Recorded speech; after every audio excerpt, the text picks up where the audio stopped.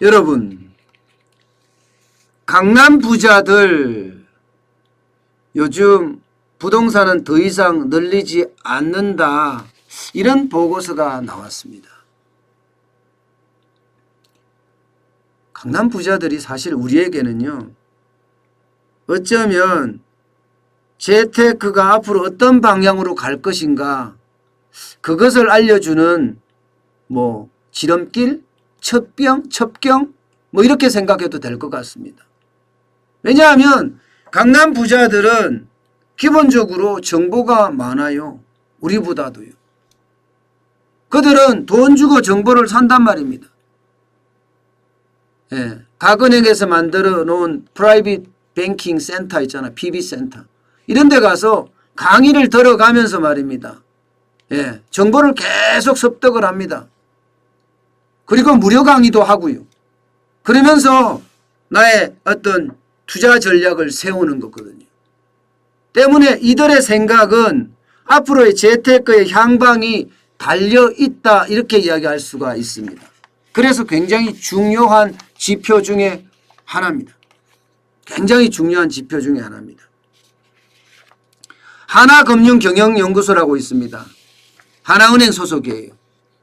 하나금융경영연구소는요, 매년 이맘때만 되면 한국 부자 보고서를 내거든요. 한국 부자 보고서를. 그 보고서에 보면요, 올해 재테크 향방이 많이 실린다, 예, 그렇게 예견할 수 있습니다. 그래서 돈 많은 사람들이, 또 투자하고 싶은 사람들이 도대체 강남 부자들, 10억 이상 보유한 강남 부자들은 도대체 어디에 투자하는지 궁금해 하거든요. 그래서 하나금융연구소에서도요, 이게 굉장히 신중하고 굉장히 진중하게 이 조사를 합니다. 단순하게 그냥 보고서를 내는 수준에서 조사하는 게 아니에요. 이름도 2021 한국 부자 보고서예요. 그만큼 이 한국 부자 보고서는요, 굉장히 어떤 투자의 어떤 방향, 지침을 제공한다고 해도 과언이 아닐 정도입니다. 자, 이 한국 부자들은 그러면 어떤 생각을 할까요? 보시다시피, 예, 한국 부자들은 지금 있는 자산 구조 올해 그대로 유지하겠다가 51%입니다. 다시 말해서 부동산을 늘리겠다든가 주식을 늘리겠다든가 그렇지 않다는 거예요. 지금 있는 대로, 예, 유지하겠다. 이게 10억 넘는 부자들입니다. 10억 넘는 부자들.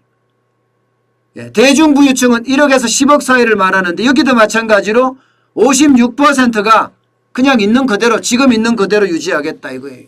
지금 있는 그대로. 여러분들 보시다시피 금융자산 비중을 늘리겠다, 주식 투자 확대하겠다는 18명이고요. 예, 18%고요. 대중부유층에서 19%입니다. 부동산 비중 확대하겠다, 안 하겠다예요. 8%밖에 안 돼요. 부동산 비중에 관심이 없다는 거예요. 예. 결국은 자산 구성을 그대로 유지하겠다가 지금 우리 부자들의 어떤 생각들, 대한민국 부자들의 생각들이라는 것, 이것은 분명해 보입니다. 더 구체적인 조사에서 보면요, 한국 부자들 작년에 주식 비중을 굉장히 늘렸어요. 16%에서 20%까지 늘렸습니다. 16%에서 20%까지. 그리고 돈을 또 다 벌었어요. 연 10% 넘는 고수익률을 거뒀다고 응답한 사람들이 전년보다가 19%포인트나 늘었습니다. 예. 19%포인트나 늘었어요. 그러니까 주식 투자해서 쉽게 말하면 19%포인트가 늘 정도로 주식 투자의 비중이 많았다, 이렇게 이야기할 수 있다는 겁니다. 그러면 그들은 지금 돈을 어떻게 하고 있느냐, 이것도 중요하잖아요. 네, 그들은 지금 현재 현금이나 예금으로 돈을 옮기고 있어요.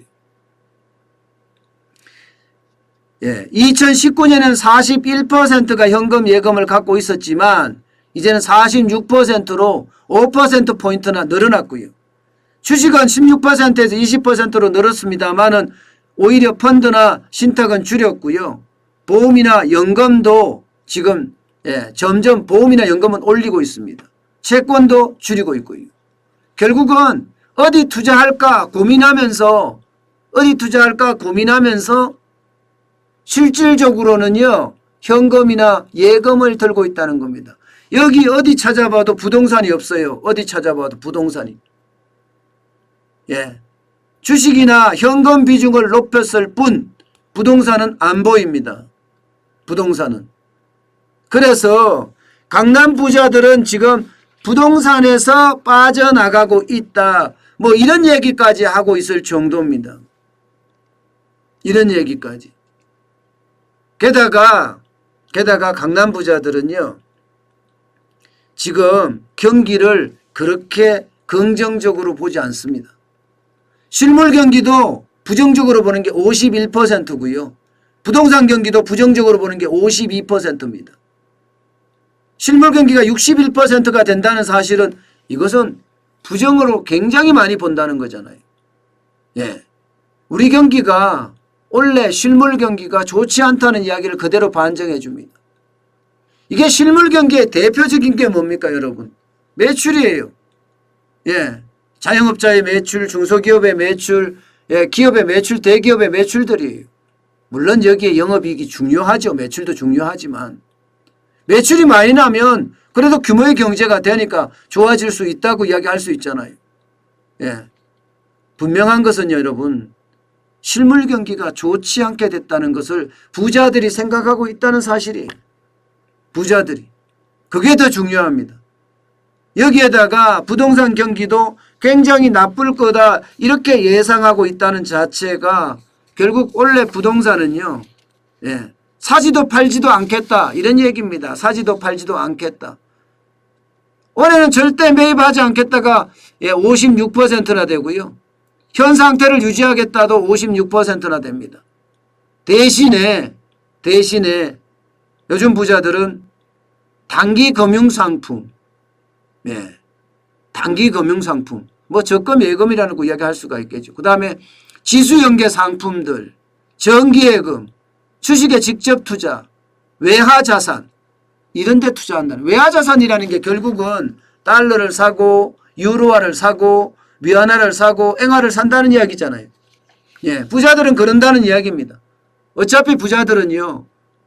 이게 백신이 공급이 돼서 전 세계가 좋아지면 여행하기 때문에 달러가 필요하다. 그래서 달러를 미리 사놓는다. 유로화도 미리 사놓는다. 위안화도 미리 사놓는다. 이렇게 생각하는 거죠. 이미 말입니다. 돈에 여유가 있는 사람들은 이미 이런다는 이야기예요.